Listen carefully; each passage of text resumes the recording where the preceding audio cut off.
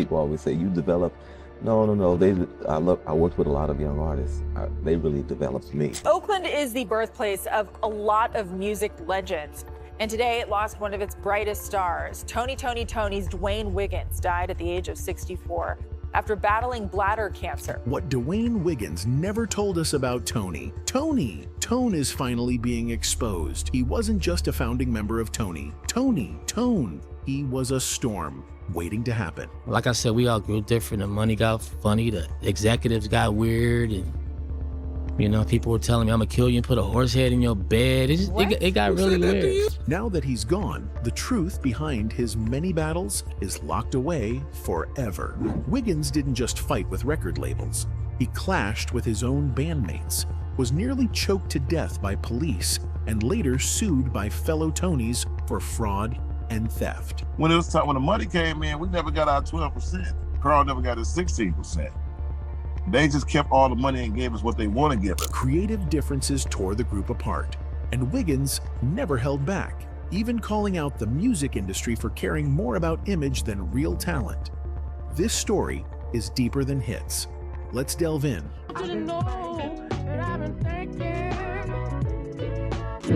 D'Wayne Wiggins, one of the founding members of the R&B group, Toni, passed away a few months ago. He was only 64 years old. His death came after a long and painful battle with bladder cancer. His family said he passed away peacefully, surrounded by loved ones. Many fans were heartbroken when they heard the news. D'Wayne Wiggins, founding member of Toni, has passed away at the age of 64. He reportedly passed surrounded by his family and loved ones. It wasn't just the loss of a musician. It was the loss of a person who helped shape R&B music in a powerful way. People from all over the world shared messages of love and sadness on social media.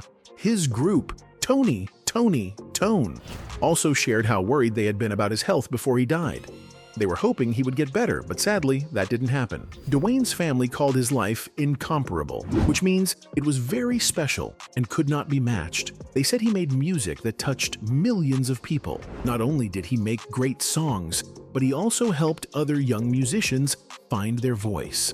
He was not just a guitarist and singer, he was a mentor, a guide, and a helper to many people trying to make it in music. He gave time and support to those who needed it. And he wanted others to succeed, not just himself. In his hometown of Oakland, California, he was loved and respected by many for his kindness and dedication. D'Wayne first picked up a guitar when he was just 11 years old. From that moment, he fell in love with music.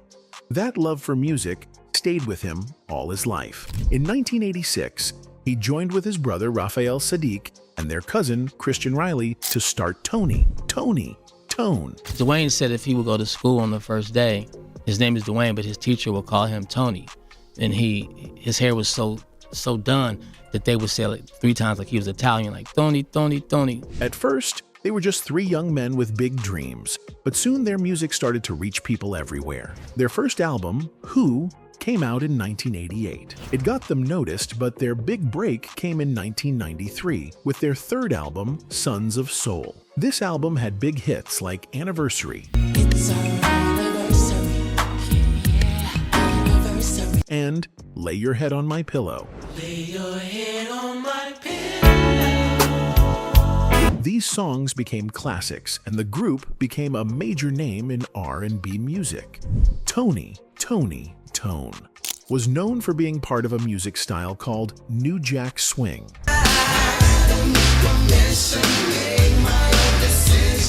This style mixed R&B with hip-hop beats. It was fresh, fun, and new at the time. People loved their sound. They had 5 songs reach #1 on the R&B charts. They weren't just making music, they were making history. But after all their success, things started to fall apart. In 1996, the group broke up. Fans didn't understand why. They were at the top of their game. But inside the group, things were getting tense.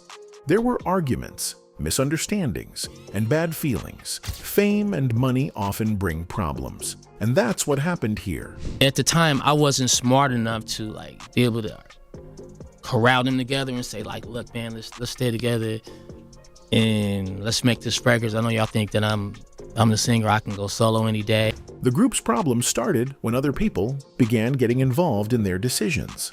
Managers and record company bosses started telling them what to do. Raphael Saadiq wanted to keep the group strong by focusing on their bond, but not everyone agreed. The record executives had their own ideas. They even talked about replacing Raphael with someone new. This made things worse. Raphael felt like he was being pushed out of the group he helped build. It was painful. He said one executive, Ed Eckstein, acted like he was in a gangster movie trying to scare him. But Raphael didn't back down. He had grown up in a tough area in East Bay and wasn't afraid. We're friends. I think he just watched a couple mafia movies and he didn't know I was from the East Bay, and I was like, boy, is you serious? You better tell me you serious. And now I called him and left it on his machine. I said, if you serious now, let me know. The situation got even worse when the record company tried to bring in a new lead singer, Stokely Williams, from the group Mint Condition.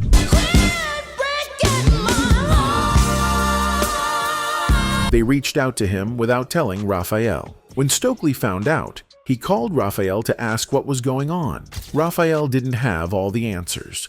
He just knew that things were falling apart. He told Stokely that if he thought his own situation was hard, Raphael's was worse. That said a lot about how bad things had gotten inside the group. To make things worse, the record company also took away the group's guitar player.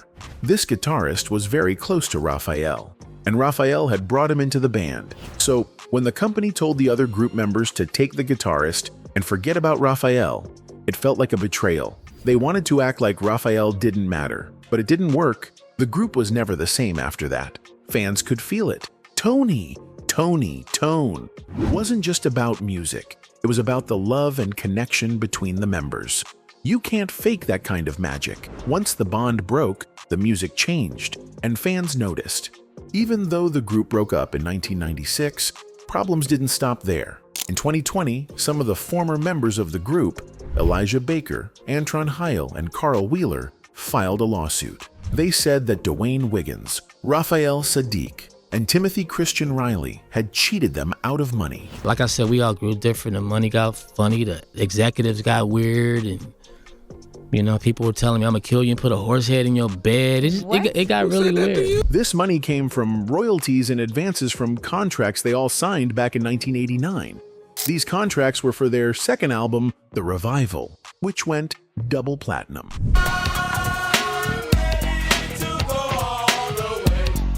That means it sold over 2 million copies. The former members said they never got paid what they were owed, even though their names were on the album as full band members. Originally, the splits was 60-40.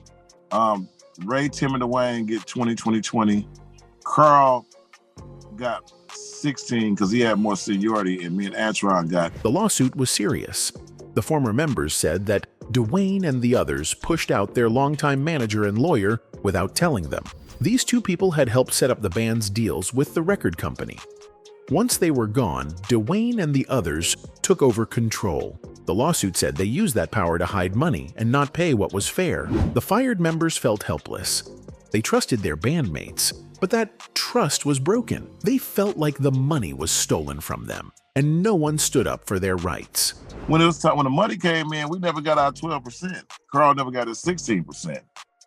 They just kept all the money and gave us what they want to give us. The group's troubles became public with a documentary called Loyalty, No Royalty. This film showed how the group had turned against each other. The people who had once played music side by side were now in court. Instead of celebrating their past, they were fighting over it. D'Wayne was one of the people named in the lawsuit, and that hurt his image for some fans. Some saw him as someone who helped build the group, while others saw him as someone who took more than his share. On top of everything else, D'Wayne also had to deal with police misconduct. In 1999, he had a scary encounter with a police officer in Oakland. He was just sitting in his car outside a music venue when a cop came up to him. The officer accused him of swallowing drugs and then started choking him. It was a terrible experience. D'Wayne had done nothing wrong. Later, he took legal action and won a $25,000 settlement. That event stayed with him. He even talked about it in his solo album, Eyes Never Lie. After Toni, Tone broke up, D'Wayne kept working in music. In 2000, he released his solo album, Eyes Never Lie, which featured big stars like Carlos Santana and Darius Rucker. He also started a company called Grassroots Entertainment. With this company, he helped new artists get started in their careers.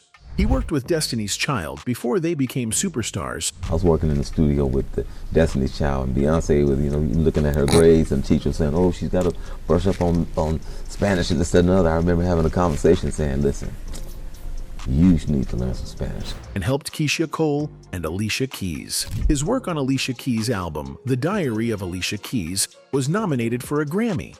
He even brought Toni, Tone, back together briefly on the song Diary, but without Raphael Saadiq. D'Wayne also played a big part in a music style called hyphy, which started in the Bay Area. It's a kind of hip-hop with loud beats and fun energy. He worked with artists like Too Short, Mac Mall, and Casual. D'Wayne liked helping new talent shine. He never stopped caring about the next generation of musicians.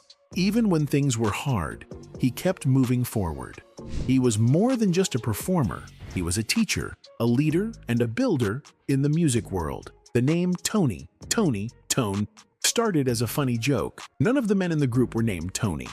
The name came from one of the members named D'Wayne. D'Wayne was known for being very handsome. D'Wayne was the pretty boy in the band. Always had always had a lot of women around him. He a party guy. He always dressed sharp and liked to look nice. Many women were interested in him, and he enjoyed going out and having fun.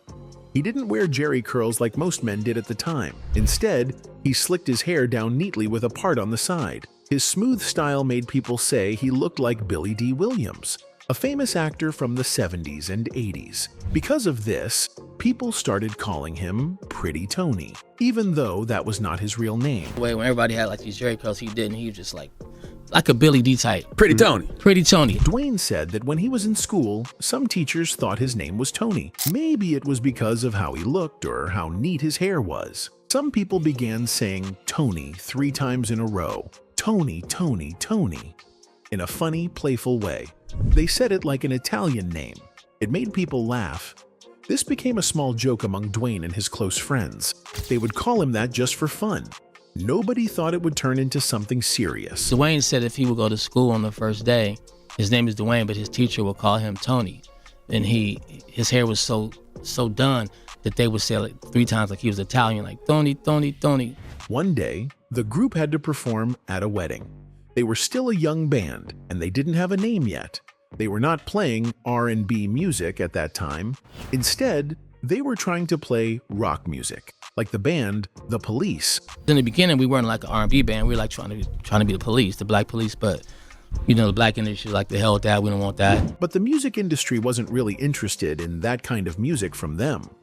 At the wedding, the manager and his brother asked the group what their name was. The group laughed and said, Tony, Tone, as a joke. But when the announcer said the name out loud, it sounded good. Everyone liked it. Right then, they knew it was the right name for their band. In 2023, the group tried to come back together for a reunion tour called Just Me and You. They didn't allow cell phones or recordings at the shows. They wanted people to enjoy the music in the moment. Raphael Saadiq said they were also working on a documentary about his career, and the tour would be part of it. Even with all the past pain, they were trying to give the fans something special again. But sadly, D'Wayne's health was already failing, and this would be one of his last times performing. The group's last album, House of Music, came out in 1996. It was their 4th album and had a different feel than their earlier work. They wanted to make it sound more like live music. Instead of using computer sounds or digital beats, they used real instruments, guitars, drums, and keyboards. They wanted people to feel like a real band was playing in the room. D'Wayne said this new sound made the music feel more honest and natural. He said you could imagine a 5-piece band playing the songs right in front of you. But not everyone in the group agreed on everything. Each member had their own way of making music. They all worked separately on songs and then came together to put them on the album. Raphael Saadiq said he would write songs, rehearse with his own team, and then record everything live. After that, Wiggins and Timothy Riley would come in and add their own parts to the songs. This process made the album special, but it also showed how the group was starting to drift apart. They were no longer working as one unit like before. Sadiq had his own crew for recording. He worked with talented musicians like guitarist Spanky Alford, drummer Tommy Branford, and keyboardists Kelvin Wooten and Cedric Draper. These were all skilled players, and they helped give the album its rich, live sound. Wiggins believed the time they spent apart before the album helped them bring fresh ideas. They didn't just try to copy their older music. Instead, they tried something new. They wanted this album to have real meaning. Not just catchy beats, but songs with emotion and stories behind them. Wiggins explained that House of Music wasn't just a bunch of tracks thrown together. The songs had heart and meaning. You could hear the emotions in the lyrics and the music. Even though they recorded many of the songs separately, when they came together, the final album still felt like it had one strong sound. That was important to them, to make sure the music felt united, even if the group was starting to feel divided behind the scenes. One of the songs they worked on together was Thinking of You. It had a smooth, soulful sound, similar to the style of Al Green. Sadiq remembered that they recorded it at 3 a.m. He said he was just messing around, playing music and singing whatever came to his mind. He didn't write anything down. It was just natural and free. That kind of spontaneous moment showed how talented they were. Sometimes the best music comes from those late-night ideas when no one is overthinking things. Another song, Annie Mae, was led by Wiggins. The girl had a lot of knowledge, and she had big dreams of one. Sadiq had already recorded his background vocals, so they added those to the final track later. It was another example of how they worked separately but still created something beautiful together. They finished recording the album in September 1996.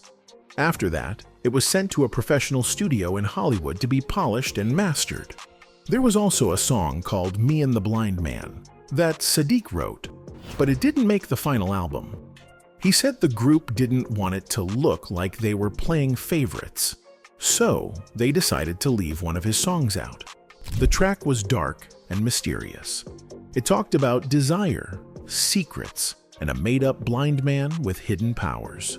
Sadiq felt it showed a deeper side of the group's music. Even though the song was left off the album, it later appeared on a sample CD sent to music writers. Sadiq later recorded a version of it for his solo album, Instant Vintage, in 2002. Formerly of Toni, and founder of Lucy Pearl, they're setting up to release its first. Even though the music was strong, the group was going through changes.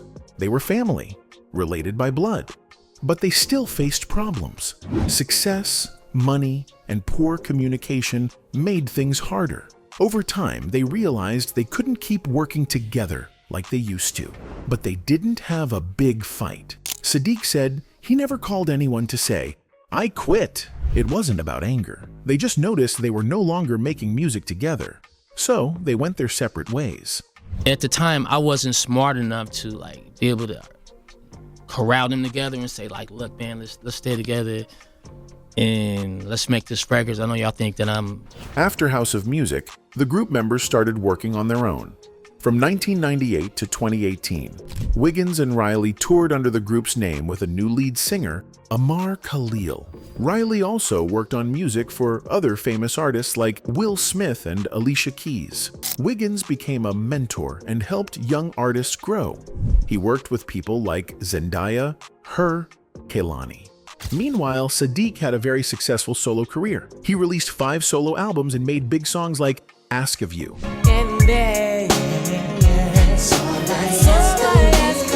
And Love That Girl.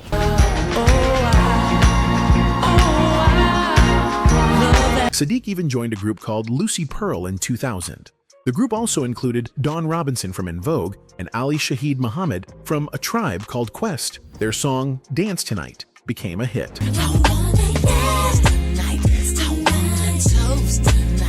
Sadiq also produced two of D'Angelo's most loved songs, Lady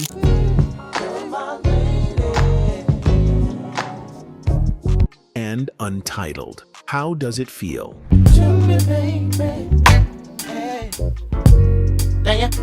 Even though the group had split, their music lived on in many ways through solo work and collaborations. Today, Raphael Saadiq still works in music. He writes and produces songs for other singers. He has worked with big stars like Beyoncé, Solange, and John Legend. Raphael also makes his own music. He is known for making music that feels deep and emotional. He also won awards for his work. People respect him for staying true to his sound. He often mixes old and new styles in his songs. Timothy Christian Riley keeps a lower profile. He still plays music, but not as much in the spotlight. He sometimes plays live shows and works with other artists. He helps with writing and producing too. Even though he is quieter now, fans still remember his great drumming and how he helped shape the group's sound. Today, the members are older. They understand now that time is precious. They've promised not to let outside people, like managers and record companies, come between them again. They've learned from the past and want to focus on what really matters, their music and their bond as a family. Riley said he's happy to see young artists using samples from their old songs. It shows that a new generation appreciates what they did. Sadiq agrees. He says they always felt love from fans and other musicians, but now it feels even stronger. They can finally step back and enjoy what they've built. D'Wayne Wiggins lived a full and complicated life. He gave the world beautiful music, helped many young artists, and stood up for himself when things got tough. But he also had hard times, arguments, lawsuits, and personal pain. Still, he never gave up on music. He never stopped trying to lift others up. His story is one of talent, struggle, and heart. Even after his death, his music and legacy live on. Many fans will always remember his songs, but others will also remember the man behind the guitar. D'Wayne's life was not perfect, but it was real. And in the end, that's what made it powerful. He wasn't just a musician. He was a fighter, a dreamer, and someone who cared deeply about music and people. That's why he will never be forgotten.